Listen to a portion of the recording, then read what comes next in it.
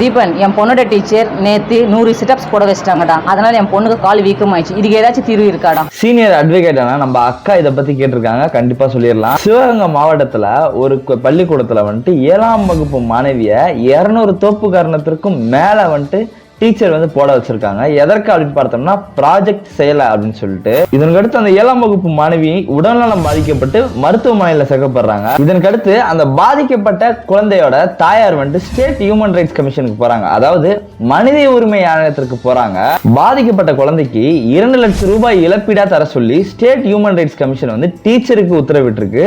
அந்த டீச்சர்ட்ட இருந்து அந்த பணத்தை வாங்கி ஸ்டூடெண்ட்டுக்கு வந்துட்டு கொடுக்க வேண்டியது கவர்மெண்டோட வேலை அப்படின்னு சொல்லிட்டோம் state human rights commission direction கொடுத்திருக்கு. நான் ஸ்கூல் படிக்கும் போது எங்க டீச்சர்ஸ்ட நான் அடி வாங்கினதே இல்லை.